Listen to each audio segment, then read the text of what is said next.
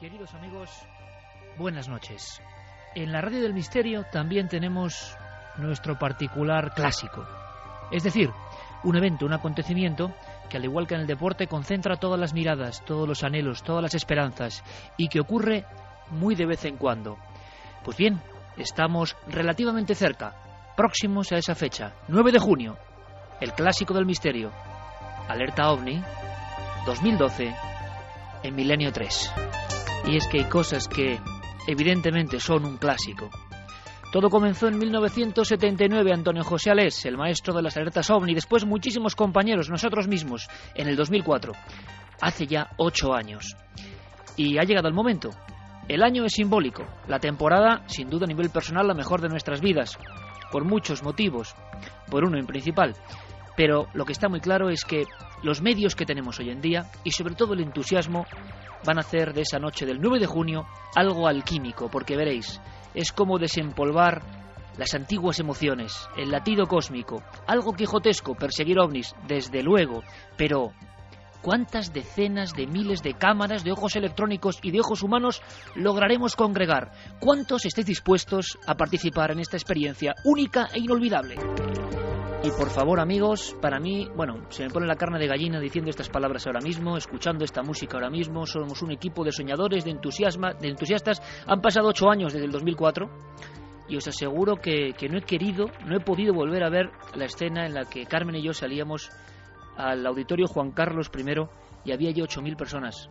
Y el instante cósmico inolvidable, imborrable de nuestro espíritu y de nuestra alma, cuando las personas allí congregadas, simplemente una noche cualquiera, encendieron sus móviles, y las luces de los móviles, como una gigantesca luciérnaga, como un mosaico interminable de almas, de amigos, de personas, de soñadores, encendieron la noche. Y miles de personas en diferentes puntos de España hicieron lo propio, y en diferentes puntos del mundo. Y yo sentí que solo la radio, solo la fuerza de las ondas podía lograr aquello. Y en parte me equivocaba, porque hoy, en el 2012, en este año tan simbólico, tan especial, tan crudo, podemos tener unas horas para olvidarnos de todo y de casi todos, para mirar al cielo, para hacernos las grandes preguntas, para sentirnos muy pequeños y muy grandes a la vez. Porque, ¿qué seremos capaces de hacer? ¿Qué seréis capaces de hacer con las redes sociales? Con Facebook, con Twitter, con lo que va a montar Guillermo León. Me hablaba mi buen compañero, mi hermano cósmico Guillermo León de Sevilla, me decía, ¿y si hacemos que la gente, incluso con webcams, logremos hacer una especie de gran coordenada, de gran alerta webcam, situándola hacia las propias ventanas? Da igual dónde vivas, con tal de que veas un pedazo de cielo. Da igual tu región. Habrá en muchos puntos amigos de este programa, amigos de toda la vida, amigos que con el mismo entusiasmo, la misma pasión, la misma forma de sentir las cosas, estarán en algunos lugares, cerca del mar, cerca de la campiña, cerca de la llanura, en las montañas, y en esos lugares podréis acudir, siempre con el respeto, siempre con ese anhelo, siempre con la forma de ser que habéis demostrado a lo largo de 10 años. ¿Qué mejor forma, amigos, pienso yo, de celebrar eso? Una década en la radio ininterrumpida, todos los fines de mi semana con vosotros, una larga labor, y os queremos agradecer toda esa compañía. ¿Y cuál es el clásico? ¿Cuál es la forma? ¿Cuál es la manera? Pues una alerta OVNI. A mí me parecía algo, sinceramente, que quizá ya, haciéndolo una vez, ¿para qué repetir? Y pasaban los años, y la gente nos decía, Iker, ¿cuándo una alerta OVNI? Pues quizás sea el momento, pero va a ser, os lo aseguro, todavía mucho más auténtica. ¿Y por qué va a ser más auténtica? Pues muy sencillo, imaginaos que cualquier persona, por ejemplo, Enrique Chazarra, que estará en el balcón de La Rioja, en el puerto de Herrera, en Álava, observa algo, con la gente que está allí. Ese algo se puede grabar directamente con el móvil. Ese algo podemos recibirlo en tiempo real. En nuestra sede central de datos, diremos el lugar, en nuestra sede central de datos, nosotros iremos rebotando toda esa información. Y los tentáculos del mundo, los tentáculos de la red, la radio, la red y las redes sociales unidas, emitirán y harán eco de esa información. Podremos veros de alguna forma en esos lugares. Podremos saber cómo está la noche en ciertos sitios. Podremos comprobar con nuestros ojos en un experimento multimedia, yo creo que jamás realizado, si hay un planeta, un satélite que nos confunde, y podremos corroborar los datos. Y podremos, si hay algo anómalo, observarlo. Porque esa noche del 9 de junio, decenas de miles de cámaras digitales, porque la diferencia es que hoy uno es una central informativa y puede enviar esa información, decenas, ¿por qué no cientos de miles de cámaras digitales estarán vigilando los cielos de todo de inmediato en nuestras vías de contacto toda la información. Yo creo que la noticia es importante. Ahora venimos con una investigación que de verdad os va a estremecer y fascinar, creo yo.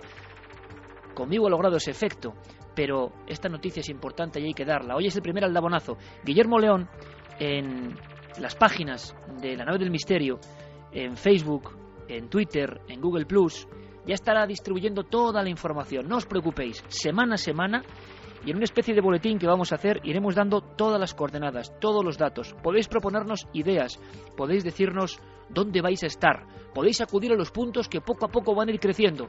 El mundo entero está invitado, el mundo entero puede participar en esta propuesta digna de Quijotes que van a la contra de todo en este siglo XXI.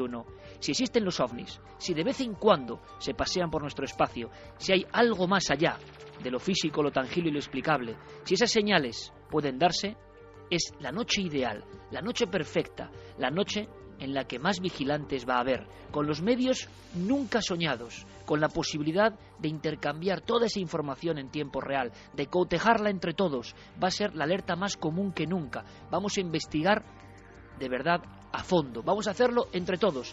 Y me diréis, ¿y dónde puedo acudir? Pues muy bien, si tú estás dispuesto, amigo o amiga de Milenio 3, tenga la edad que tengas, con tal de que poseas esa ilusión que no se haya marchitado en ti, vamos a ir dando punto por punto en las redes sociales. Toda la información la tenéis en ikerjimenez.com, como siempre. Guillermo León al mando del mundo digital. Vamos a ir dando los puntos donde esos amigos van a estar de vigilancia. Esos puestos avanzados, esos puestos de corresponsalía donde podéis acudir. Pero también, por supuesto, desde cualquier otro rincón, si no podéis ir a estos sitios, podéis hacer vuestra propia alerta OVNI. Prismáticos preparados, móvil preparado, y posibilidad de ponerse en contacto con nosotros de inmediato, por un mensaje, por un mail, por un muro de Facebook, claro que sí. Lugares importantes, los damos ahora mismo. Es la primera información sobre la alerta OVNI, alerta mundial OVNI en la SER 2000. Puntos de encuentro, vamos a llamarlos así, red de corresponsales amigos. Atención, por favor, tomad nota. Enrique Chazarra estará en la zona de Álava. Todos los lugares que se han elegido son especiales. Todos los lugares tienen una historia. Todos los lugares tienen un porqué. No son cualquier lugar. Puerto de Herrera, madre mía, ahí estaba yo con 14 años buscando ovnis. Puerto de Herrera, Álava, sé que Javier Sierra también andaba por ahí. Allí estará Enrique Chazarra. Alberto Cerezuela estará en la zona del Cañarete, en Almería. Luis Rodríguez Bausá estará a las afueras de Toledo. Le daremos muchos más datos, mucho más precisos la próxima semana. Tomás Hijo estará en un lugar como Las Batuecas, en la provincia de Salamanca, zona ovni por excelencia, zona mítica y telúrica. Joaquín Abenza, ni más ni menos, estará con todo su equipo y todo desplegado en el desierto de los Rodeos, en Ceutí, Murcia, lugar de extraños seres, extrañas huellas y no menos extraños ovnis, incluso investigados por el ejército. Diego Marañón, ni más ni menos, nuestro hombre en la red también, estará en las Campas de Ucieda, en Cantabria, lugar de manifestaciones no identificadas en esas campiñas. Allí estará nuestro amigo Gonzalo Pérez Sarrón, ni más ni menos, estará en otro punto clave, Bonal de Ibor, en Cáceres. Estamos buscando lugares donde han pasado muchas cosas y donde la gente habitualmente no acude, y donde quizá el 9J pueda pasar algo. David Zurdo estará en el Embalse del Pardo, en pleno... Y se siguen sumando amigos. Santiago Vázquez, ni más ni menos, estará en el Pantano de la Jarosa, en Madrid, otro lugar caliente. José Gregorio González, ni más ni menos, se me ponen los pelos de punta otra vez. Montaña Roja, La Tejita, en la isla de Tenerife. Sabéis que hay dos montañas rojas, en Lanzarote y en Tenerife. Aquí La Tejita, ni más ni menos. Decir eso es decir ufología, decir encuentros cercanos, decir historia de lo más extraño ocurrido en nuestro país. Pues ahí, la noche del 9J, estarán nuestros amigos de Canarias, en el Roque Nublo, en Gáldar. Ahí es nada, estará Luis Javier Velasco, en el lugar quizá del caso más impresionante de todos los tiempos, junio del 76. Ángel Briongos, las parameras de Aragón nos contemplan, en La Gabarda, en Huesca. ¿Por qué? Porque han pasado cosas y hay que estar cerca, con muchas cámaras y mucho entusiasmo. Pepe Ortiz, en la zona de Utrera, Morón de la Frontera, Sevilla, en un entorno muy peculiar, donde han pasado también cosas y donde podéis contar con él. José Luis Hermida, en otro lugar dentro del Aljarafe sevillano. Y Chema Font, en la zona de Sóller, La Tramontana, en Mallorca, otro lugar de encuentros con lo extraño. Son solo los primeros 15 compañeros, 15 amigos, pero habrá muchísimos más por todo el mundo. ¿Queréis participar? Es el momento. Podéis ser investigadores, podéis actuar todos a una con nosotros. Alerta 2012 es ya una realidad. La fecha, 9J. Nunca antes habías estado tan cerca de lo desconocido. Milenio 3. Cadena SER. Recuerdo con mucha emoción, y es inevitable, una portada del Heraldo de Aragón después de la experiencia que hicimos en 2004. Un niño con un telescopio en mitad de los Monegros. Abajo, en el titular, magnífico por parte de estos compañeros de Aragón, decía: él también es un cazador de ovnis. Carlos Largo, compañero, ¿estás por ahí? Hola Iker, buenas noches. ¿No se te ponen los pelos de punta, amigo? Tengo unas ganas tremendas ya de que llegue el 9J. Claro que sí. Vamos a dar días de contacto, no solo para empezar ya nuestra investigación, sino para que tengan muy claro todos nuestros amigos y amigas del programa, de cualquier rincón del mundo, que Fermín Agustí, que Carlos Largo, que Guillermo León, que Diego Marañón, que Javier Sierra, Santi Camacho, Javier Pérez Campos, todo el mundo está trabajando, recopilando ya información, y que nadie tiene por qué quedarse fuera, sea la edad que sea, el lugar que sea, el rincón donde uno esté. Todo el mundo, a su manera, puede participar, incluso hasta los que no tengan un trozo de cielo. ¿Por qué? Porque pueden ayudarnos, pueden darnos ideas, pueden opinar sobre lo que está ocurriendo. Lo importante es que seamos muchos y estemos juntos con un mismo latido. Vías de contacto para cualquier persona, Carlos, desde ya, desde hoy, que quiera informarse, que quiera saber algo más, que quiera estar atento a la alerta OVNI 9 de junio. Desde luego que sí, Iker. Nuestro compañero Guillermo León ya está colgando información a través de esas vías de contacto, la página web de referencia ikerjimenez.com y por supuesto también las redes sociales, en Facebook, en Twitter y en Google+. Es muy sencillo, para toda aquella persona que quiera colaborar con nosotros y participar en la gran alerta del 2012 en la cadena SER, se tiene que meter en ikerjimenez.com y nos puede escribir al siguiente correo. Lo repito 2 veces despacito para que la gente lo pueda recoger. Alerta 2012 con número @ikerjimenez.com. Alerta 2012 con número @ikerjimenez.com. Y como te decía también, Iker, en las redes sociales también iremos colgando información poquito a poco según vaya llegando los datos. Y por supuesto en Twitter también hemos creado un hashtag que la gente ya puede ir escribiendo también. Hashtag para todo el mundo que no esté familiarizado. Es un tema en el que vamos a debatir y colgar información, por supuesto. Y ese hashtag es una almohadilla AO 2012 con número. Almohadilla AO 2012 con número. De alerta OVNI. Eso va a ser el código. AO 2012. No está nada mal. Tenemos un caso impresionante, Carlos, pero vamos a esperar hasta después del informativo para empezar con toda la historia de nuevos casos de supuesta reencarnación. Os va a apasionar. Lo que trae Javi Pérez Campos es impresionante, pero yo quiero estar estos 10 minutos, es de rigor, es de ley, hasta que lleguen las noticias, vamos, como mandan los cánones, aquí en la SER, hablando con nuestros amigos y presentando ya. ¿Me decías algo, Carlos? Sí, hemos puesto además, relacionado con ese tema que vamos a contar hoy aquí en Milenio 3, una encuesta en ikerjimenez.com que es: ¿creéis en la reencarnación? Y hemos dado, como siempre, 2 opciones, el sí y el no. Ahora mismo el 54% de los votos opina que sí creen en la reencarnación. Pues eso va a ser después de las noticias, Carlos. Eso es. Y un pequeño sorteo también que vamos a hacer hoy de nuestro compañero Javier Pérez Campos, que acaba de publicar el libro 2012, Los enigmas del apocalipsis maya, de la editorial Oberón del Grupo Anaya. Así que muy atentos y participad a través de las vías de contacto. Un gran libro, además pone 2012. ¿Serán señales? ¿Serán sincronicidades? Central de datos, ya iremos dando nosotros los datos precisos de dónde nos vamos a encontrar. No queremos hacer algo con una aglomeración fundamental como fue la otra alerta OVNI en Madrid, eso hay que dejarlo claro. Yo quiero que seáis investigadores, yo quiero que investiguéis. Estaremos en un sitio de España, por supuesto, eso queda claro, y estaremos trabajando, simplemente trabajando. Va a ser un concepto totalmente diferente. Sinceramente, yo quiero que desde un lugar el equipo trabaje y trabajéis con nosotros. Aquí ya no interesa tanto el eco que podemos tener, que eso ya lo sabemos. Puede quedar pretencioso, pero ya sabemos qué es este programa y sobre todo sabemos quiénes sois y la fe que tenéis en este tipo de experimentos. Ya nos lo demostrasteis. Bien, no es tanto eso, sino de verdad investigar, sino de verdad que seamos muchísimos y que tengamos la máxima información posible. Así que nosotros estaremos en un punto de España y os doy otro dato. Habrá varios compañeros que estarán en redes móviles, es decir, en unidades móviles desplazándose en tiempo real por diferentes puntos de España. Quizá los veáis, quizá os encontréis con ellos, en vehículos, con cámaras y todo tipo de aparataje, no en un punto concreto, sino circulando por España en diferentes unidades móviles. Al mismo tiempo, tengo que agradecer a la dirección de la cadena SER todo su apoyo. Habrá unidades móviles en muchos puntos de esta red de amigos, pero sobre todo estoy seguro que muchas personas por cuenta propia, tendrán sus lugares predilectos, querrán estar a solas y nos interesa, porque con un simple móvil pueden ser corresponsales de esta gran alerta OVNI, de esta gran red de sueños. Javier Sierra, compañero, buenas noches. Muy buenas noches, Iker. Cuando uno lanza estas palabras a través de la radio 8 años después, pues chico, siente algo que está muy profundo, siente algo que es la autenticidad del fenómeno OVNI, que nos ha marcado profundamente, que puede gustar más a unos o a otros. Y uno piensa, bueno, una alerta OVNI. Y de repente cuando se mete en el fregado, cuando dice 10 años, vamos a celebrarlos, pero por todo lo alto, pues siente un latido que yo sé que tú comprendes mejor que nadie. Bueno, comprendo y además participo de él, pero fíjate, no solamente eso, sino que yo creo que lo que estamos haciendo es provocar.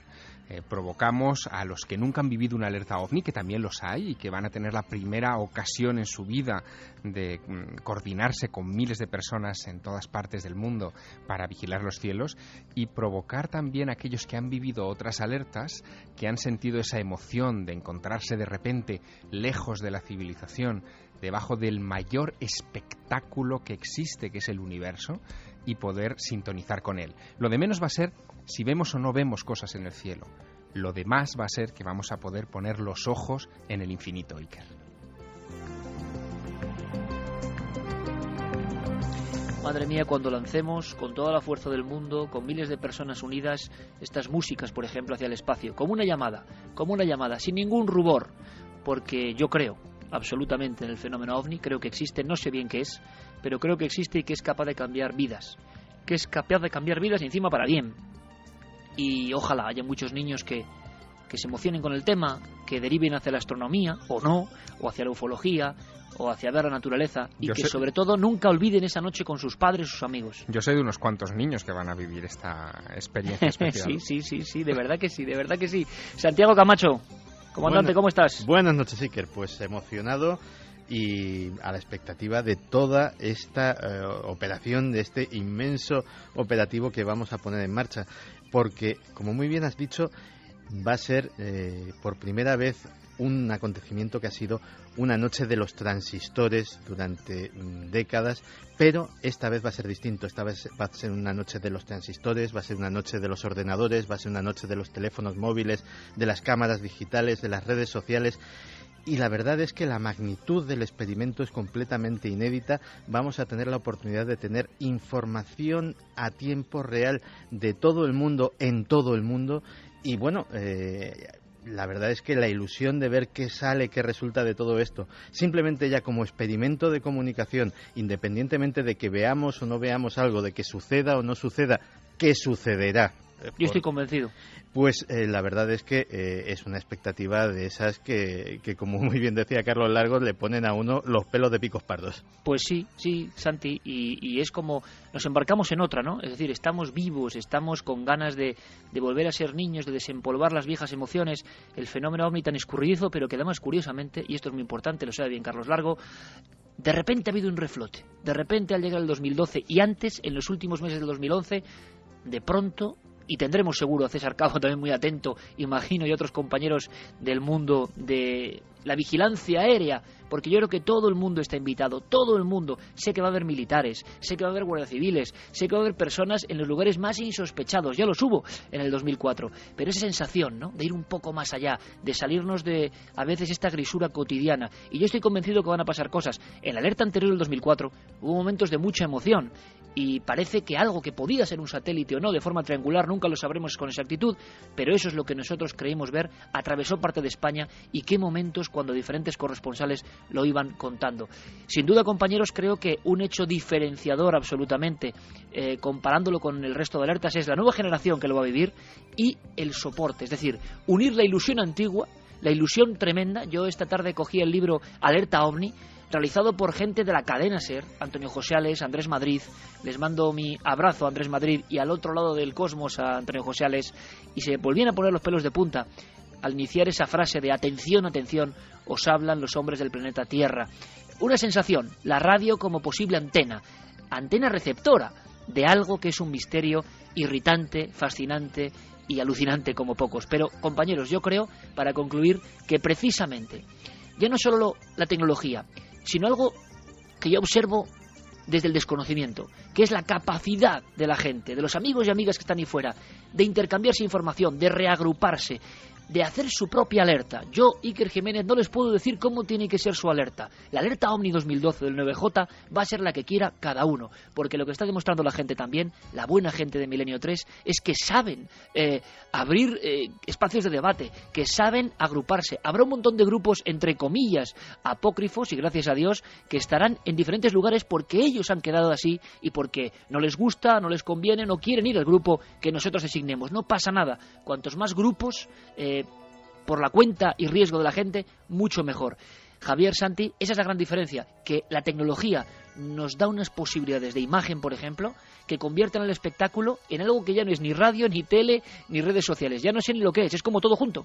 Y no solo eso, sino que estamos a muchas semanas vista todavía del evento, lo cual les está dando a todos nuestros oyentes la oportunidad de empezar ya a coordinarse, de empezar a decidir qué lugares son los idóneos para hacer esa observación con más personas o con menos, con más equipo o con menos, en fin, la ocasión única, excepcional de poder crear un gran, yo creo que inimaginable equipo de trabajo. Vamos a hacer una cosa, esa es la clave, Javier, y una vez más tú siempre das en ella, equipo de trabajo. Es que no queremos hacer un programa, yo voy a ser muy sincero, como creo que siempre lo soy.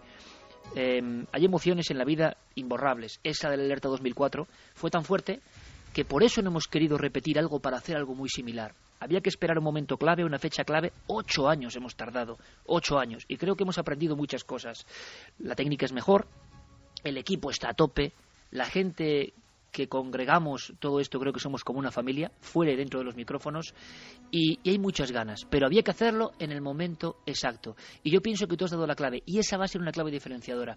No queremos hacer un programa para que se nos oiga más, os lo aseguro, para tener solamente un eco, ¿cómo decirlo?, publicitario, porque nos impresionó hasta dónde llegó, ¿no?, a nivel de cifras, de datos, la alerta OVNI. No.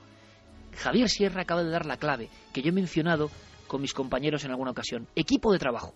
Nosotros tenemos la punta de un iceberg, pero el iceberg es todo, miles de personas, trabajando de verdad. Vamos a investigar. Quizá para algunos el programa pueda ser más aburrido o no. Me da exactamente igual, porque lo que quiero es investigar esa noche, a tumba abierta, con los medios que tengamos. No importa tanto lo que se emita, que por supuesto, cadenaser.com y ikerjimenez.com darán el espectáculo en streaming. ¿Os imagináis? Con vuestros vídeos, con vuestras fotografías en tiempo real. Eso es algo increíble, eso nunca ha pasado. Pero lo que queremos es investigar si existen los ovnis y si les da a la inteligencia que hay detrás de los ovnis por pasar cerca de nuestro planeta, de nuestros ríos, de nuestros mares, de nuestras playas, de nuestros campos, hay más oportunidades que nunca de pillarlos infraganti. Y eso yo creo que es absolutamente mágico. Comenzamos nuestro repaso semanal por la información del misterio en el Museo Arqueológico Nacional de Madrid, donde dentro de poco se podrá ver la momia de un sacerdote de Imhotep. Esther Pons, del museo, nos cuenta quién era este personaje. En este caso, esta momia es la de el sacerdote Nespamedu, que fue, esta momia entró en el Museo Arqueológico en el año 1925. Es una momia, de una persona que tiene alrededor de unos 55 años, 60 más o menos, y está cubierta por varias capas de lino y decorada con cartonajes. En principio son 5, un cartonaje dorado, policromado y dorado. Y lo que hemos hecho es llevarla al Instituto de Restauración. La restauración ha consistido en la limpieza mediante aspiración, el reintegrado de las roturas y el consolidado de las vendas y el sudario, además de la cobertura de las zonas más deterioradas con tul de seda. El cuerpo del sacerdote fue vendado y recubierto con cera de abeja y resinas aplicadas en caliente, y se sabe que con las manos, ya que se conservan algunas huellas en la superficie. ¿Pero en qué época vivió y cómo llegó hasta el Museo Arqueológico?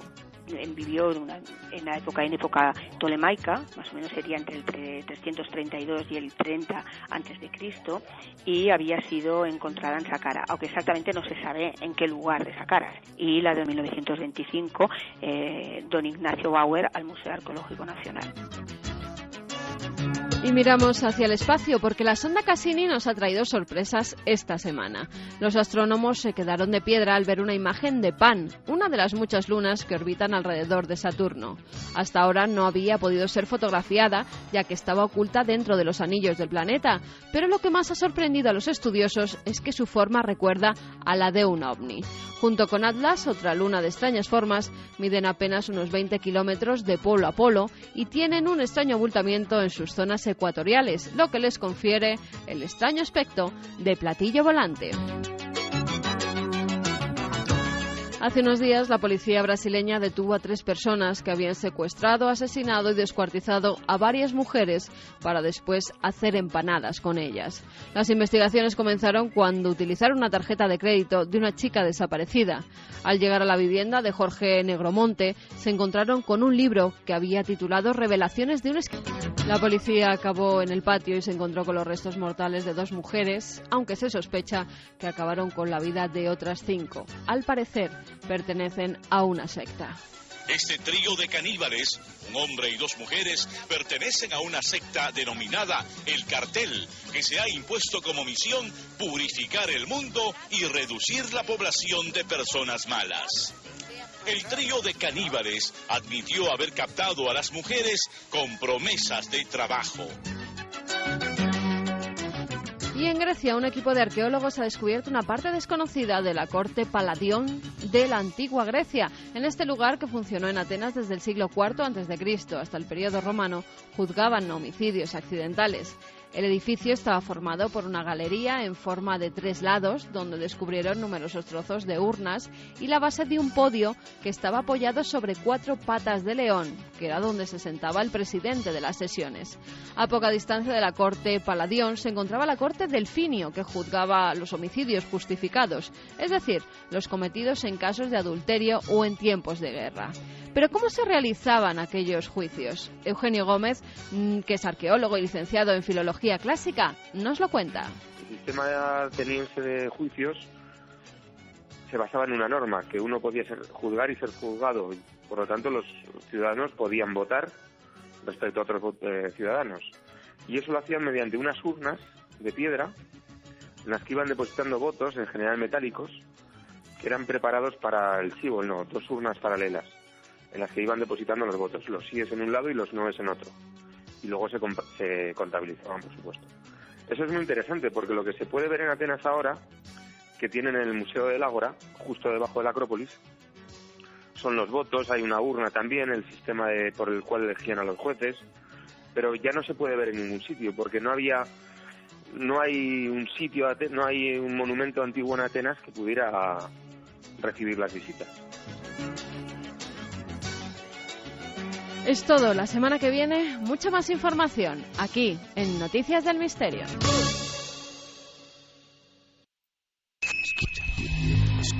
¿Quieres conocer la respuesta? Milenio 3 en la SER. La historia que protagoniza esta noche, la increíble historia de esta noche, comienza realmente en 2003. Un programa de televisión de Dinamarca recibe una curiosísima información. Una información cuyos tentáculos de alguna forma desbrozamos todavía hoy, 9 años después. Hay una mujer, una de tantas, que asegura que ha tenido una serie de visiones. Unos fragmentos. Una especie de película no conexionada donde aparecen cosas como de otro tiempo. Ella está convencida de que son recuerdos de algo que vivió, pero ¿cuándo? ¿En qué momento? Esta mujer habla en un principio de una serie de visiones de una ermita concreta, al final de un sendero. Se ve como una niña, pero no es ella. Es como si ella misma hubiese sido otra persona en algún momento de la antigüedad.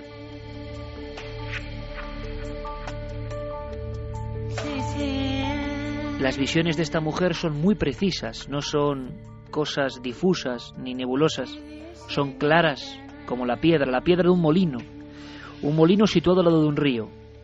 Y después, muy importante, una palabra: Nieva, Virgen de Nieva.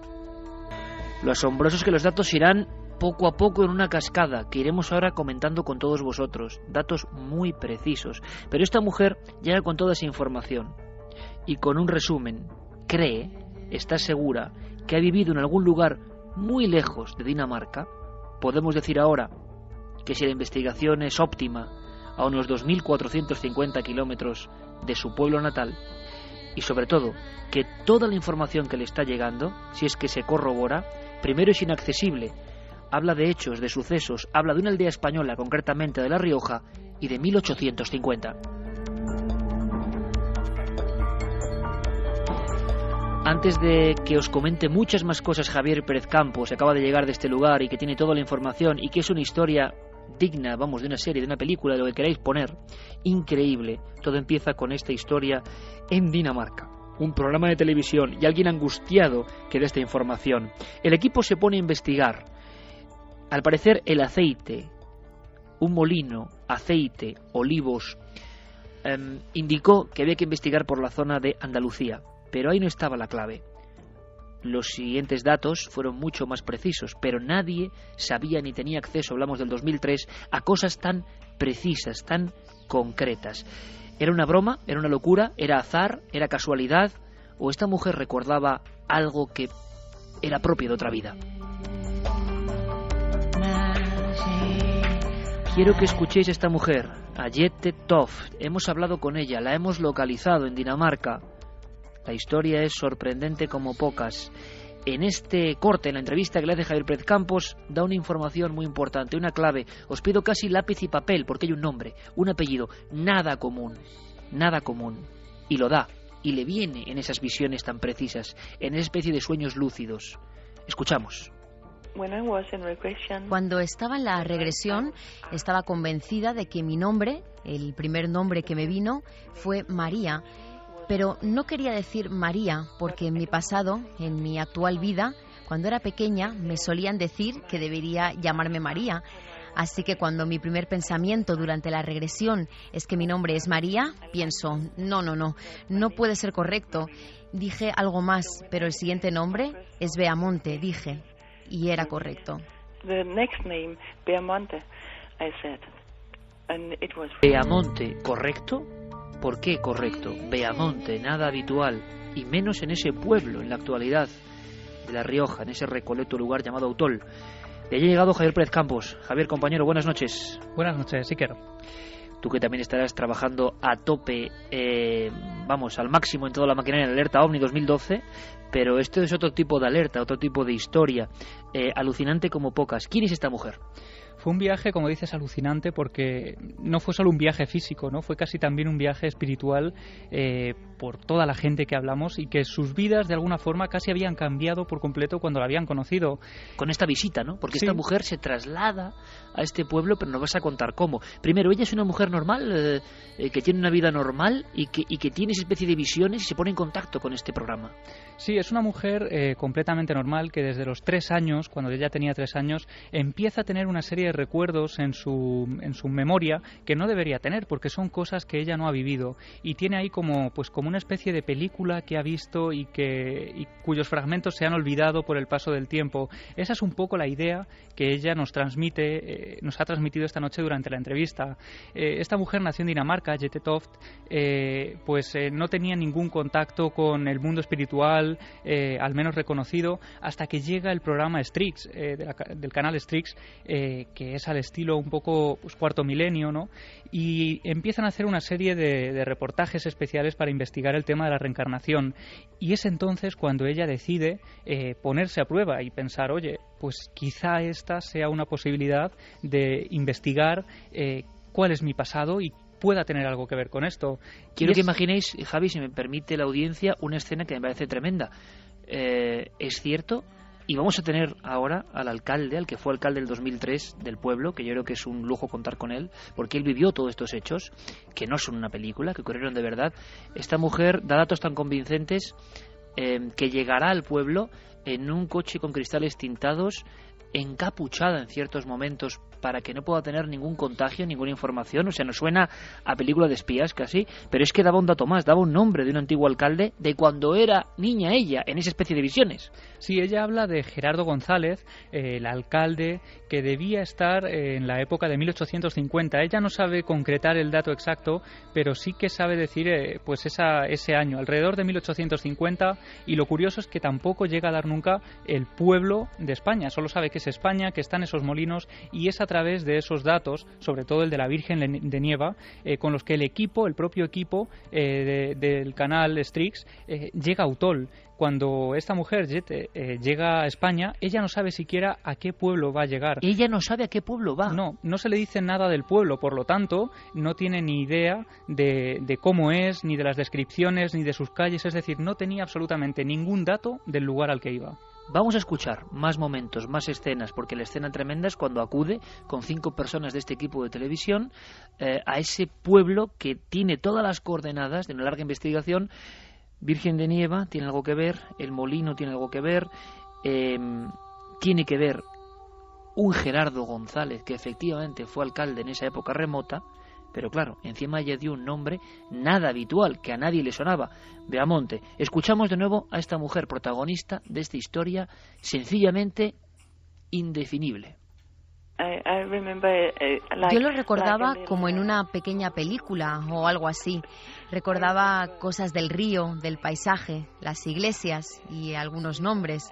Mi propio nombre, el nombre del alcalde y algo de cómo hacer aceite de oliva.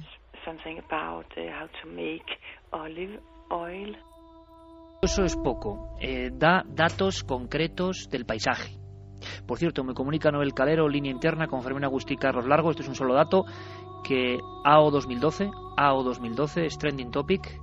Gracias a todos, porque eso significa el eco que está teniendo en momento real lo que estamos comentando. No os preocupéis, vamos a centrarnos en la reencarnación y después, si os parece, a partir de las 3, todos vuestros mensajes, vuestras dudas, qué hay que hacer, qué no hay que hacer, por qué hay que escribir ese mail o no, luego comentamos todo, ¿os parece? Pero gracias, trending topic AO 2012, a los pocos minutos de nacer en las ondas. La fuerza, una vez más, vuestra y de la cadena SER. Esta mujer da datos, Javier, compañero, da datos muy concretos y creo que hay algunas figuras que le llaman mucho la atención. Llega a este lugar, llega a Utol, llega en este coche, esto no es mito, ¿y qué es lo que pasa? Pues llega con las lunas del coche totalmente tintadas, como decías, para que no hubiera ningún tipo de autosugestión cuando ella viera los paisajes. Ellos intentan que cuando se planta delante de un edificio o delante del pueblo de Utol, por ejemplo, desde lo alto de una montaña, ellos puedan ver la primera impresión. Por eso va también totalmente encapuchada y graban absolutamente todos los gestos que esta mujer vive realmente.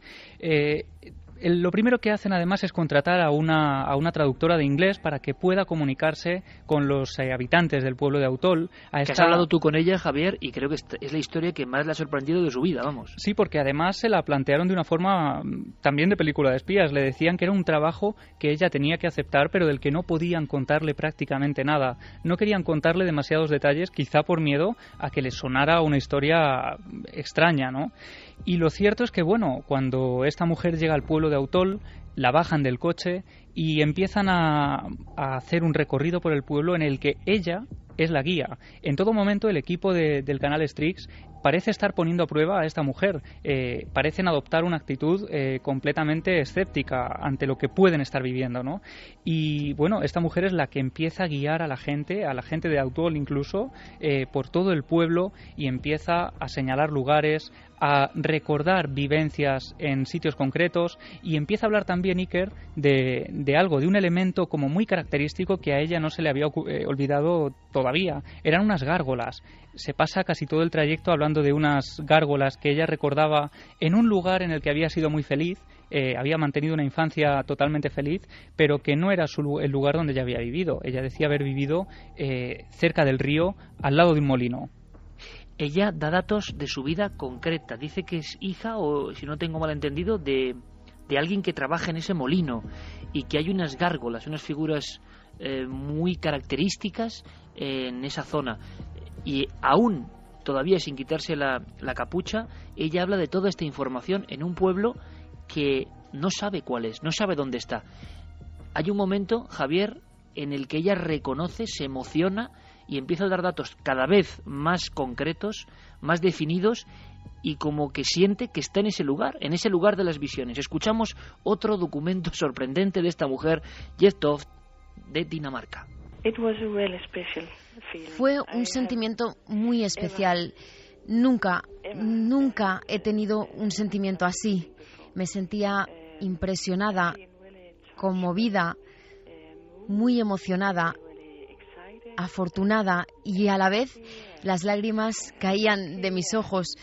Fue muy extraño, y al mismo tiempo, cuando pude ver todo lo que había descrito en la entrevista, fue muy raro.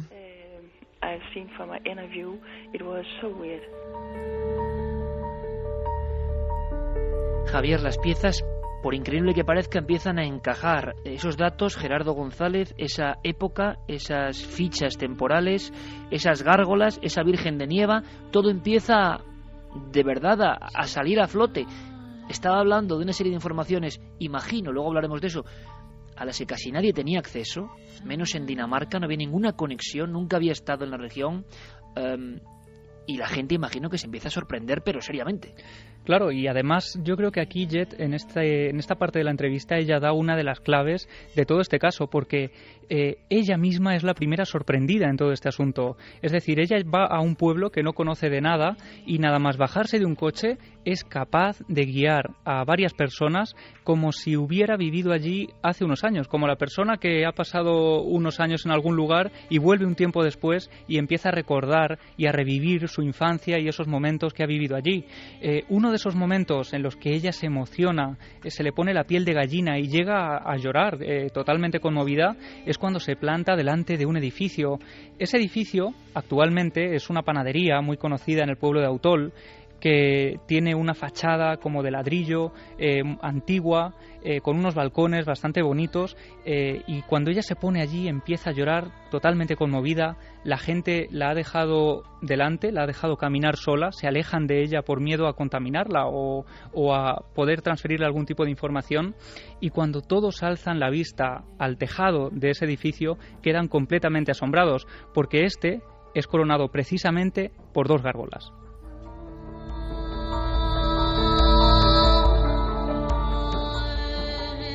Imaginamos al archivero, al cronista, cuando corrobora y comprueba y busca que ese Gerardo González no es fantasía, Javier, sino que existe y era alcalde de Autol. Sí, eso es un trabajo que se realizó unas semanas después de que ella estuviera allí, porque no se pudo coordinar todo a la vez, como es lógico, y de pronto, cuando esos datos empiezan a salir a la luz, la gente se queda totalmente asombrada. El dato de Gerardo González, alcalde en 1850, es cuanto menos asombroso, pero es que hay muchos más, y tenemos aquí, encima de nuestra mesa, pues esos documentos oficiales e históricos que parecen corroborar una vez más la historia de esta mujer danesa que decía haber vivido en el pueblo de Autol. Y que daba un nombre muy concreto. Pero antes de saber más y antes de hablar incluso con Valentín Jiménez, que asistió de forma privilegiada a toda esta escena, que parece increíble, pero que es real, que ocurre, alguien a casi 3.000 kilómetros llegaba con una historia que ni siquiera imagino que los lugareños podían conocer, una historia de 150 años antes, pero ocurren cosas como edificios concretos, describir edificios como estaban antes, y que luego, yendo a los archivos, resulta que estaban así. Escuchamos de nuevo a esta mujer del misterio, la señora Toft. Podía reconocer algunos de los olivos, y cuando los tocaba, los reconocía de cuando era pequeña, y fue muy especial deslizar mi mano por el árbol y pensar: he hecho esto antes, en el mismo sitio y en el mismo árbol.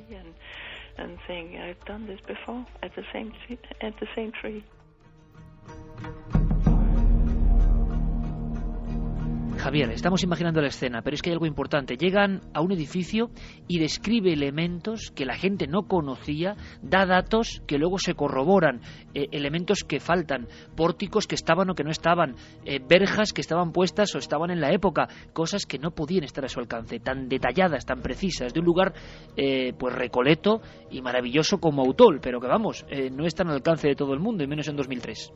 No, e incluso tenemos que decir, Iker, que en 2012, yo antes de salir de viaje hacia allá, intenté conocer un poco más de la historia de este pueblo, y tengo que decir que incluso hoy es complicado acceder a imágenes de todos los lugares y edificios de este pueblo. Por tanto, en 2003 debemos imaginar lo difícil que debió ser, más aún cuando no se sabía ni el lugar al que se iba.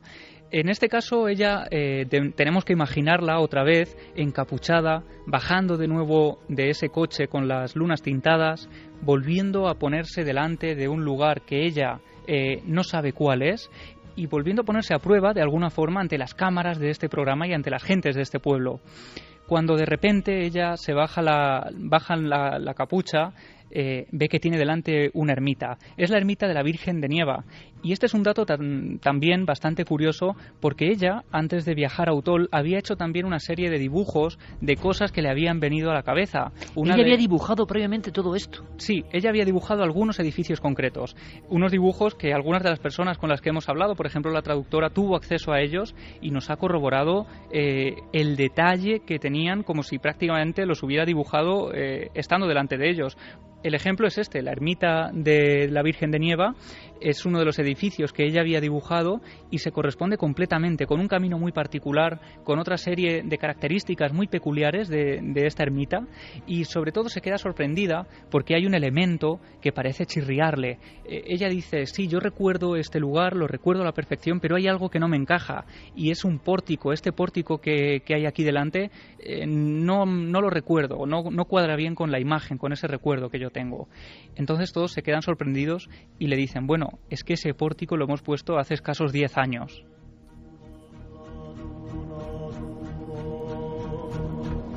Hay más elementos. Habla de infraestructura del pueblo, que no sabemos cómo podía conocer, que sepamos no hay ningún contacto, ningún espía desde Utol que le estuviese dando información. Tampoco era una historiadora que hubiese vagado por legajos y hubiese encontrado cosas que os van a sorprender tanto como las que vienen a continuación. Antes de eso, un detalle más. Ella, tan impresionada, llorando, creo que la escena es fuerte, o sea, la persona lo está viviendo profundamente, sea cual sea la verdad, y llega incluso a conectar con los más ancianos de Utol, personas que tenían un nexo, una conexión, quizá con aquellos tiempos que a ella le venían, en una población de Dinamarca, en el norte de Europa, a 2.500 kilómetros, como en retazos, como queriendo decirle algo. Escuchamos. Fue muy emocionante para mí conocer a la mujer más mayor de Utol. Entonces tenía 95 años. Y fue muy especial porque sus padres habían vivido allí a la misma vez que yo lo había hecho, y estaba muy conmovida al verme. Así que cogió mi mano y, mirándonos a los ojos, con lágrimas en ellos, y cuando me iba, dijo en español, de hoy en adelante iré a la iglesia cada día.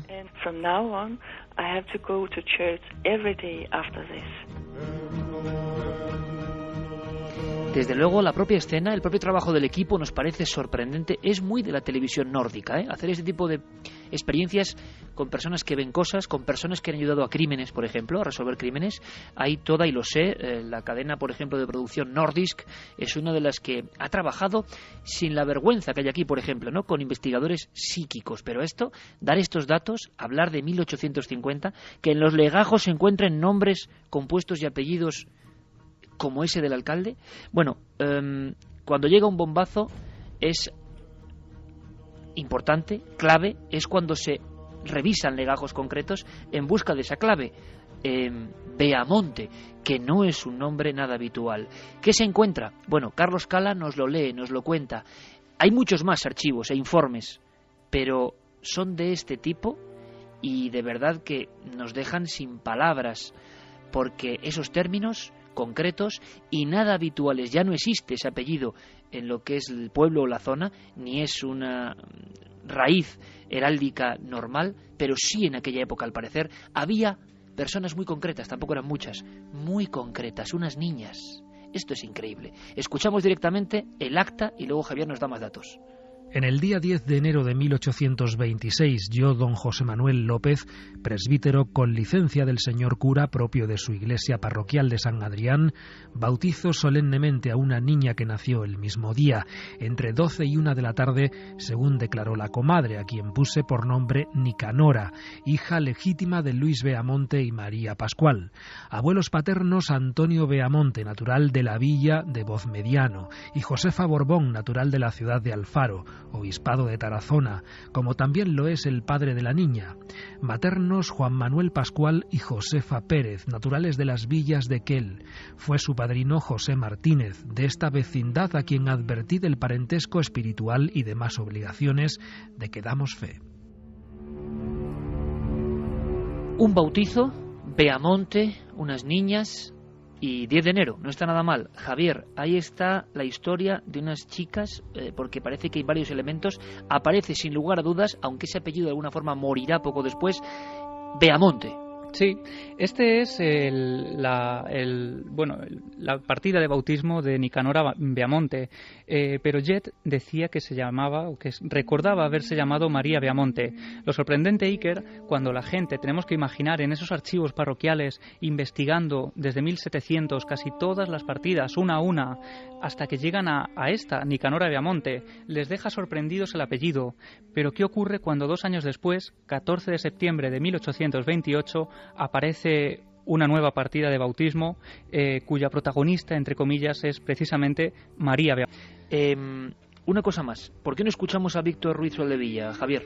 ¿Quién es? Sí, Víctor Ruiz Soldevilla pues es un historiador, un cronista de la zona, con el que estuvimos hablando también durante bastantes minutos, porque él, como cronista del lugar, tuvo que corroborar muchos de los datos que dio Jet durante su visita a Utol. Por ejemplo, algunos más de ellos, y que nos parecen bastante curiosos, es cuando Jet habla de que, con la boca pequeña, ella dice que recuerda haber ido a la escuela solo los domingos. Es un dato que a ella incluso le sorprende, porque, bueno, es bastante extraño, ¿no? Lo normal es ir de lunes a viernes, digamos. Pero es que esta persona, Víctor Ruiz, es el que, después de investigar y mirar sus libros históricos de aquella época, descubre que precisamente en torno a 1850, pues todos los pequeños, los jóvenes del pueblo, solo podían ir al colegio los hijos de los más pudientes. En el caso de Jet, si hacemos caso a su versión, ella era hija de un molinero. Y ocurre algo muy curioso. Precisamente los domingos, que es los días en los que se daba catequesis, los sacerdotes aprovechaban para que esos niños más desfavorecidos o más humildes pudieran tener acceso a otro tipo de conocimientos, tipo matemáticas, lengua, historia, y es entonces cuando se aprovecha los domingos para dar clase también a esos niños más humildes. Escuchamos al cronista oficial de la zona. Beamonte, en principio, es un apellido que no existe en este pueblo ni en esta zona incluso, no es de aquí, ¿no?, originario. Entonces eso nos puso un poquitín sobre aviso, en el sentido de que aquello podía ser, digamos, una broma, por llamarlo de alguna manera, ¿no? Pero bueno, ¿cuál es nuestra sorpresa cuando comprobamos en el libro de bautismo del ayuntamiento, de la iglesia, comprobamos que efectivamente en el año 1826 figuraba, concretamente el 10 de enero del año 1826, figuraba que había nacido una niña que se llamaba Nicanora Beamonte. Y poco después, María Beamonte. En fin, con esto se hace una buena novela, ¿eh? Evidentemente, lo que pasa es que ha ocurrido de verdad. Y bueno, para protagonista de esto, Javier, compañero, quiero agradecerle el enorme esfuerzo, imagino, 2:31 de la madrugada. Allá había un alcalde, en Autol, que es una próspera localidad de una zona que es maravillosa, además llena de leyenda, llena de misterio, llena de buen llantar, llena de grandes parajes. Seguro que hay mucha gente, el 9J, vigilando los cielos de toda esa zona que conocemos muy bien además. Pero allá había un alcalde, Javier, presente en todo esto. Sí, es Valentín Jiménez, que estuvo presente en todo aquello y que fue además una de las primeras personas que descolgó el teléfono para ser conocedor de esta extraña historia. Yo creo que él nos puede contar muy de primera mano, porque además vivió con esta mujer todos esos trayectos que realizaron para ponerla a prueba y bueno, quedó bastante asombrado. O sea que asistió a toda esa escena que hemos comentado de un coche. Imaginad, por favor, si no nos equivocamos o no están mal nuestros datos, porque hay muchos protagonistas, la traductora, los cronistas, que acuden a esa investigación, muy bien montada, por cierto, por el programa danés, cristales tintados, capucha para no saber uno dónde se encuentra, ni tener ninguna información, y empiezan a surgir los datos. Yo no sé si los compañeros tenemos vía directa con Valentín Jiménez, que era alcalde de Autol, de esta localidad, en el 2003, donde todo ocurrió, donde todo comenzó, en el instante en que todo empezó. Valentín, buenas noches. Hola, buenas noches. Valentín, ante todo, disculpas, muchísimas gracias por atendernos, pero creemos que era importante que tú, que fuiste autoridad en ese instante y estuviste presente en todo esto, pues hablase con nosotros. Así que muchas gracias por atendernos, ¿eh? Nada, es un placer, a vuestra disposición. Oye, Valentín, ¿esto es posible? Tú fuiste una de las primeras personas como mando en el pueblo que recibes la extrañísima llamada de un equipo de televisión danesa que ¿qué te cuentan? ¿Qué te dicen? Bueno, pues curiosamente estaba ahí en el despacho esta mañana y me comunica la chica que coge el teléfono habitualmente y dice que llama una señora me ha parecido entender que es de Dinamarca, está hablando en inglés, que quiere hablar con el alcalde. Y yo, bueno, pásamela a ver qué pasa. Y entre yo que hablo un poquito de inglés y ella nos pudimos entender y en fin, como que me decía que quería venir a Autol a investigar, a hablar, Digo, bueno, pues no hay ningún problema. Es un placer atenderla y efectivamente así fue.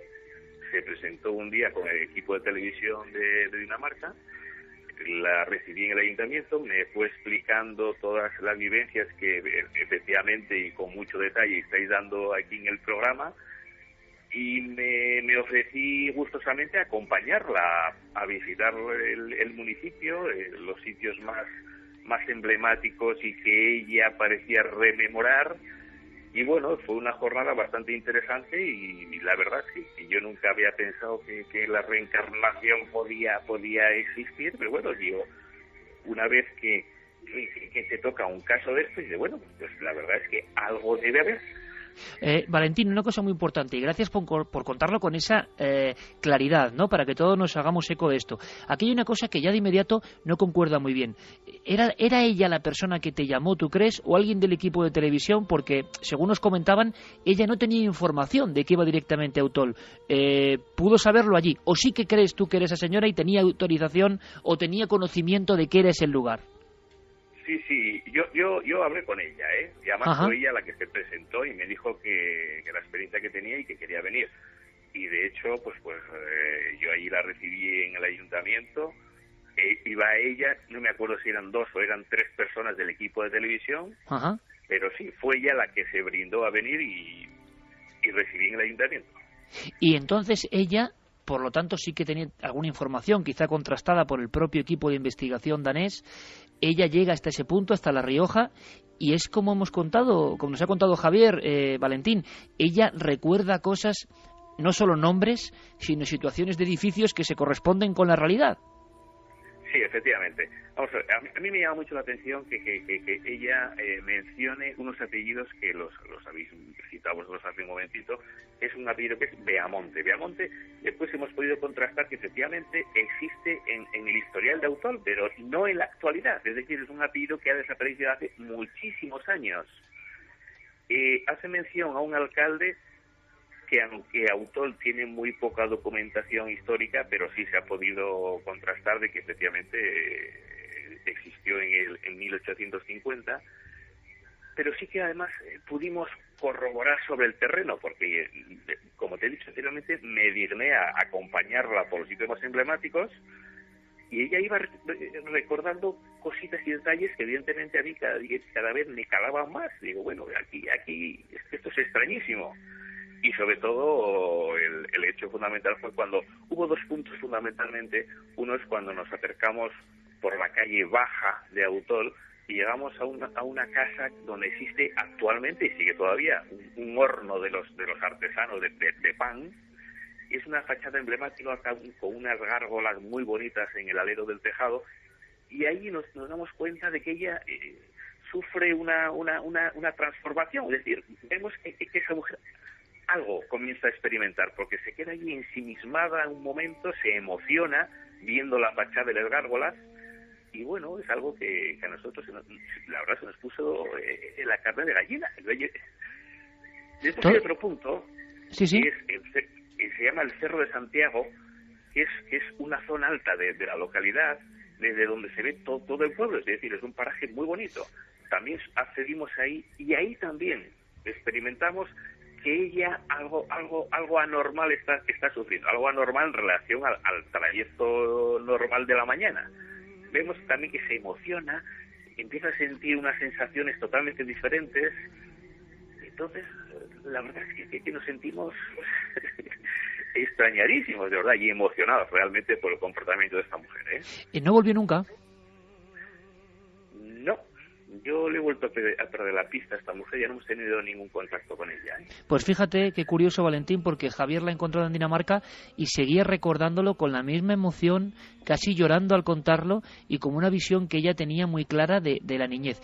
¿En algún momento tú crees que puede ser una broma, un montaje, y todo eso se va convirtiendo en una verdad al ver a la mujer en acción y al ir dando esos datos que luego vais corroborando en los archivos? Bueno, si me dices que esa historia del 2003 la extrapolamos ahora al 2012, pues podría decir, bueno, pues mira, pues es posible porque actualmente ya llevamos unos años que el ayuntamiento tiene una página web, internet, el tráfico de información que hay, podría ser, pero en aquellos entonces, en aquellos momentos, esa información no existía. Autor no tenía una página web, no tenía esa información en internet, es decir, que no había información para que ella pudiera repescarla allí en Dinamarca y contrastarla. Es decir, que yo creo que aportó datos que eran significativos y que yo creo que ella no había tenido fuentes para poder recabarlos, ¿eh? Valentín, ¿y esto cambia la percepción de uno? Es decir, ¿es un aldabonazo en las creencias también de uno? ¿Es la visita más extraña que tú has tenido como alcalde? Ah, sí, por supuesto, pues te digo que yo era reacio a creer en la reencarnación y una vez que te toca una experiencia de este tipo dices, bueno, pues yo creo que algo tiene que haber porque una persona que vive en Dinamarca, que empieza a aportar una serie de datos que después pudimos contrastar en cuanto a lo de la Virgen de Nieva. Hay dos ermitas en Autol, una que es realmente la propia ermita de la Virgen de Nieva y hay otra que es una capilla que está excavada en la roca en una zona de cueva que se llama, con un puente romano, que a lo mejor ahí a ella pudo inducirle a error porque son dos capillas, pero bueno, sí que la Virgen de Nieva tiene una ermita y la verdad es que se aportaron datos muy concretos, ¿eh? Oye, y una cosa, Valentín, ¿se ha sabido qué fue de esa niña, de María Beamonte, nacida en 1826, si no me equivoco? ¿Si hay una partida de enterramiento o está en algún lugar? No, hay partida de nacimiento, pero no consta que haya partida de enterramiento, de defunción. Entonces, lo normal es que desapareciera, no sé a qué edad pudiera desaparecer de Autol, pero no hay partida de defunción. Sí nacimiento, pero no defunción. Bueno, vaya historia más increíble, más maravillosa, y qué bien que Valentín Jiménez, alcalde de Autol en 2003, nos haya ayudado y haya sido un poco la voz del pueblo, que es fundamental en toda esta historia. Y seguramente nos veremos. Valentín, un abrazo muy fuerte, muchísimas gracias por atendernos estas horas en Milenio 3. Un abrazo para vosotros también y ha sido un placer. Ánimo. Igualmente, gracias. Adiós.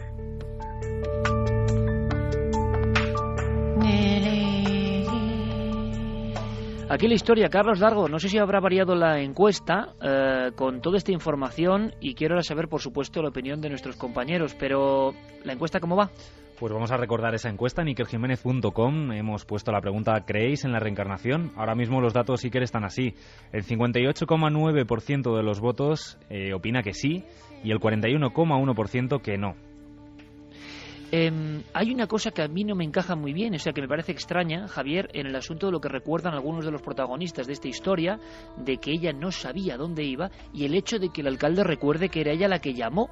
Hay algo que no encaja, Javi, compañeros, Santi, Javier, ¿qué opináis de lo que habéis escuchado? Bueno, yo creo que el dato quien nos ofrecía el dato de que no sabía el pueblo al que iba era la propia Jet, y cabe la posibilidad, pensando bien, ¿no?, digamos, de que quizá él se le propuso llamar al lugar para hablar con alguien de ese sitio, pero sin ofrecérsele muchos más datos. Como decía además el propio Valentín, en aquella época, aun sabiendo que era Utol, poco podía hacer desde Internet, ¿no? Pero bueno, parece que es un poco el secretismo con el que a la propia traductora le dijeron cómo iba toda esta información y no contar casi nada, ¿no? Parece que todo está envuelto como en una nebulosa, que también es extraña, pero que no entendemos muy bien tampoco el objetivo, si es que hay gato encerrado.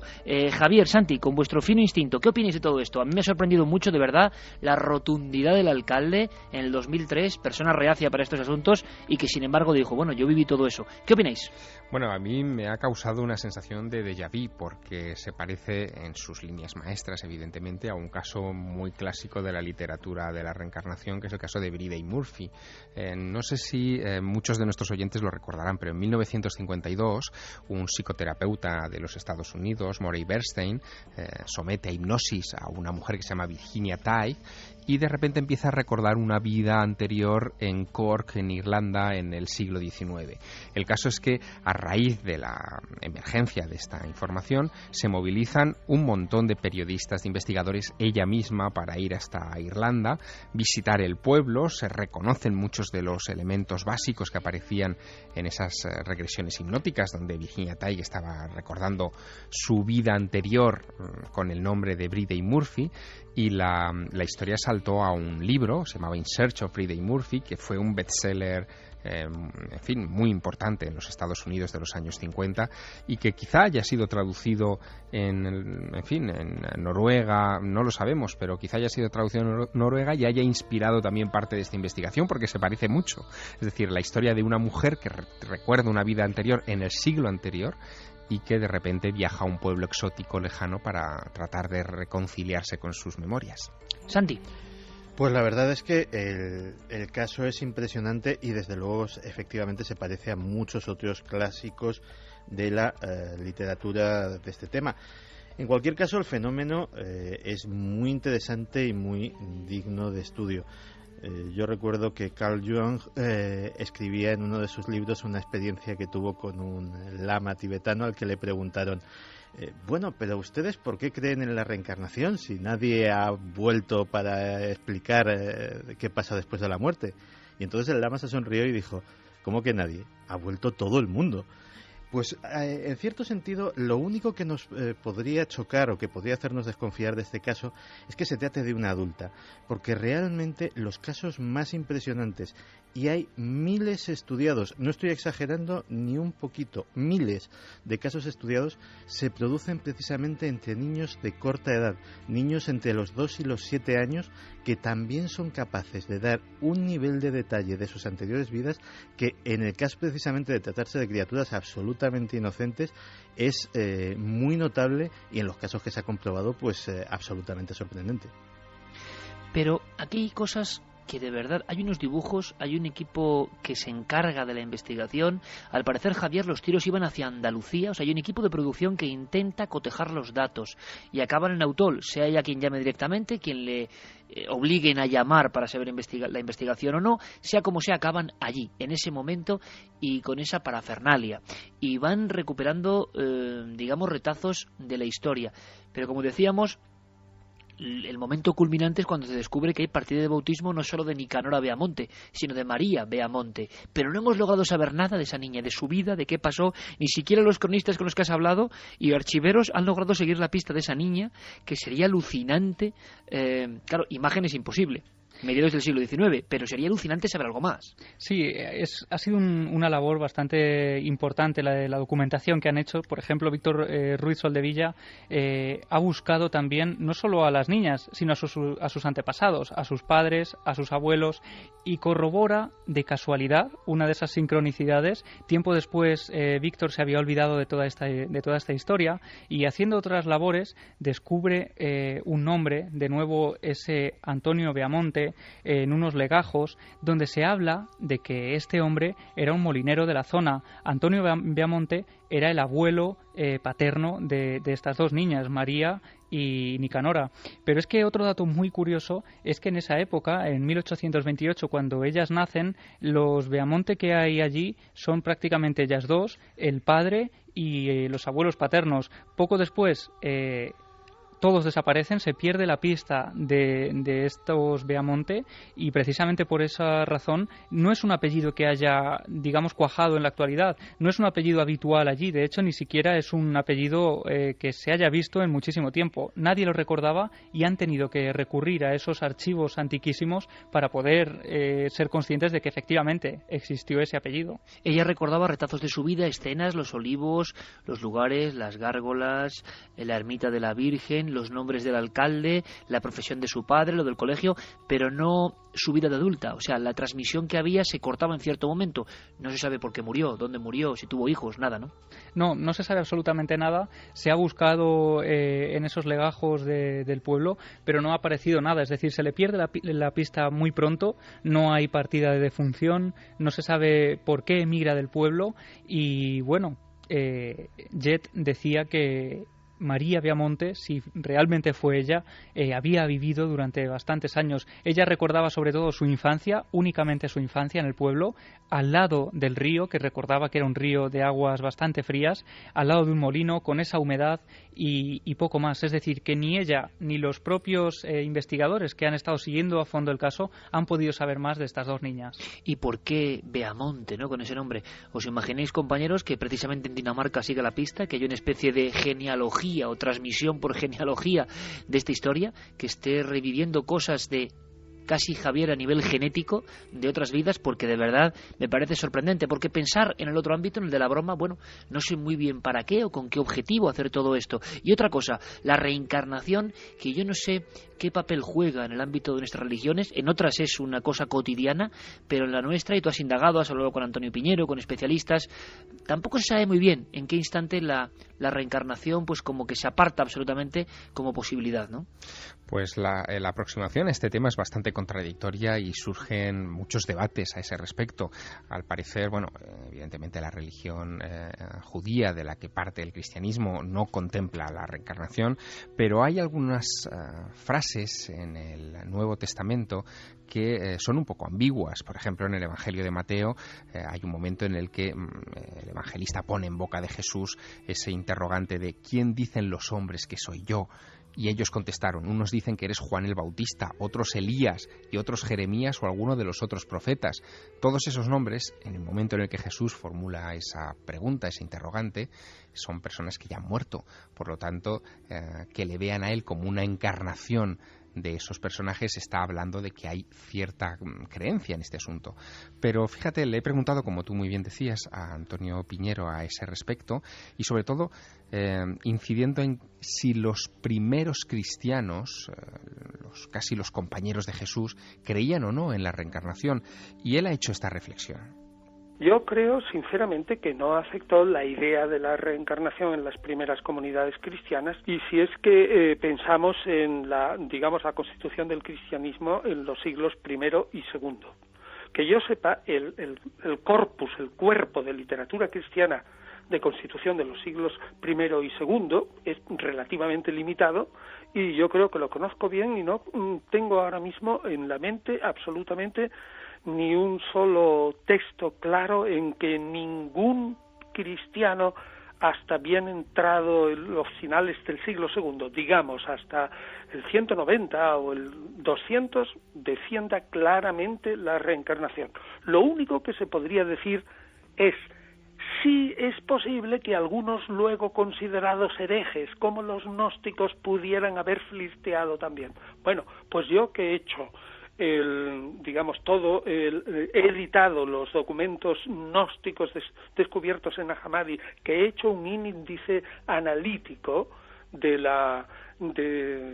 todo, digamos, las ideas gnósticas que se encuentran en esos documentos cristianos y judíos, pues realmente el papel de la reencarnación prácticamente no desempeña absolutamente ningún, función relevante. Hemos preguntado también a personas como Manuel Martín Loeches y nos han dicho, bueno, pues lo que ya esperábamos en el ámbito del cerebro y la ciencia, esto es imposible, es un fallo del sistema, un error del sistema.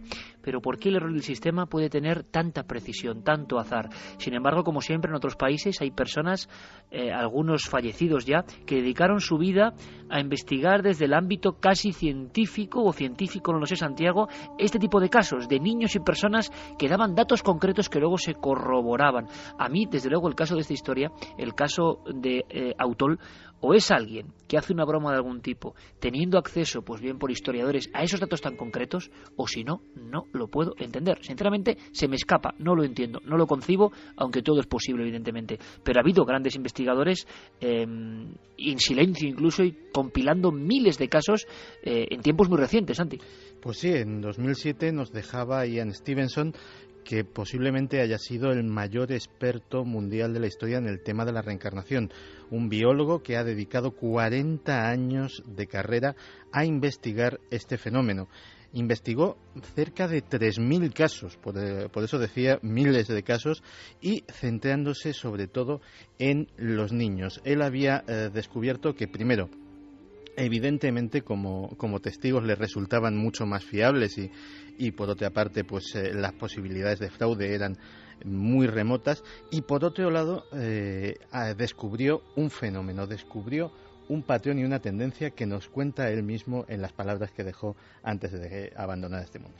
Bueno, desde el punto de vista científico sería absolutamente imposible, porque no se asume que haya habido vidas pasadas, entonces no habría. No, esta no es la información, este es Manuel Martín Loeches, otro científico, otro investigador. Yo resumía más o menos lo que nos había contado, porque era muy sencillo y todo el mundo lo va a entender, que son simplemente errores neuronales que provocan esas imágenes y que están más cerca de lo patológico. No sé si tenemos ya las palabras de Stevenson. Individualmente los casos de estos niños pequeños no parecen ser fuertes, pero cuando los miras como un conjunto, te muestran una cierta uniformidad, una edad muy temprana y la tendencia a olvidar cuando tienen 7 u 8 años.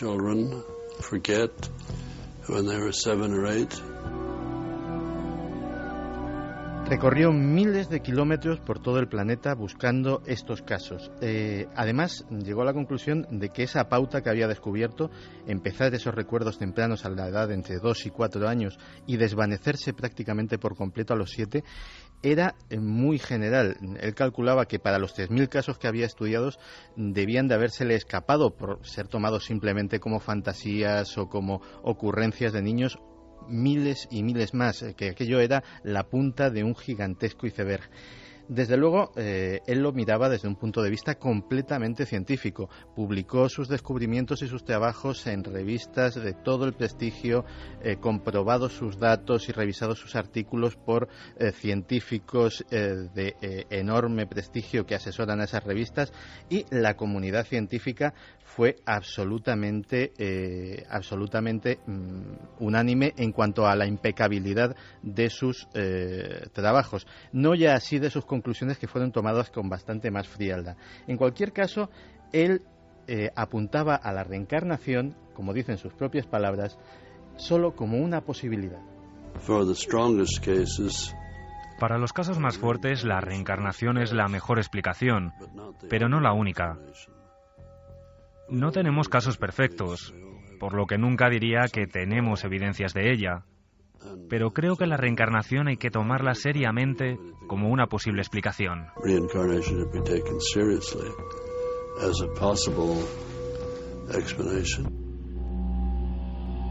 Es muy curioso, Santi, porque hay una clave que vemos que pasa con otros muchos fenómenos, las visiones, eso de que se disuelvan las cosas a los 7 años. Parece, Javier, que es la barrera de los 7 años, la frontera, ¿no?, entre dos mundos, un mundo que desgraciadamente se contagia de racionalidad, de materialismo, de lo que es posible e imposible, y quizá hasta ese umbral todo es posible y por eso la mente es receptiva, la mente conecta con otras cosas. Es lo que, en fin, en nuestra piel de toro llamamos el uso de razón, ¿no? Cuando un niño alcanza el uso de razón, parece que ya se desconecta de esa etapa anterior y se le borran muchos de esos recuerdos. Por eso resulta muy difícil rastrear o investigar este tipo de asuntos cuando no hay hipnosis regresiva de por medio, porque ese es el conducto, el mecanismo que se utiliza para los adultos. Cuando alguien quiere recordar una vida pasada, se utiliza la hipnosis regresiva, y así nos hemos encontrado con situaciones, en fin, tan alucinantes como la de Raymond Moody, que es, en fin,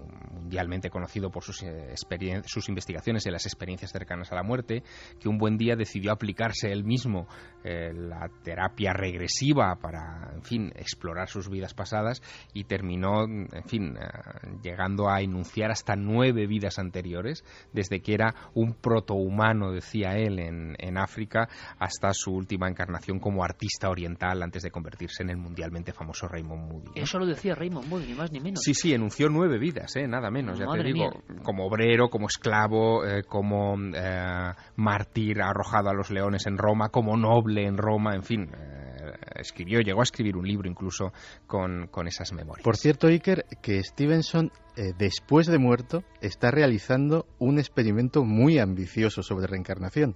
Y es que dejó en su despacho de la Universidad de Virginia un archivador cerrado por el candado de combinación más complicado que pudo encontrar.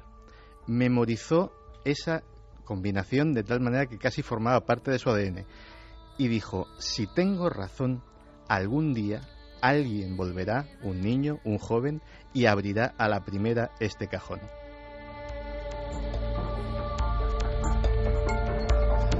Wow, eso es buenísimo, ¿eh? Sí, eso es buenísimo. Y aquí entramos en la, bueno, vamos a decir así, en la física o en la lógica interna del fenómeno de la reencarnación. Sobre esto se ha escrito mucho, se ha hablado mucho, pero hay cierto consenso al respecto de que ese periodo intervida entre la muerte y tu regreso a esta existencia, pues varía más o menos entre los 30, 40 años hasta los 250 años, ¿no? Muchos vuelven al cabo de ese poco periodo de tiempo y eso permite, por lo tanto, una investigación más cercana. Fíjate, hay una experiencia que no me resisto a compartir con vosotros porque es casi también novelesca. Un miembro del Departamento de la Policía Científica de Curitiba, en Brasil, que se llama João Alberto Fiorini, en fin, él trabaja con huellas dactilares. Él se encontró con un tema increíble, ¿no?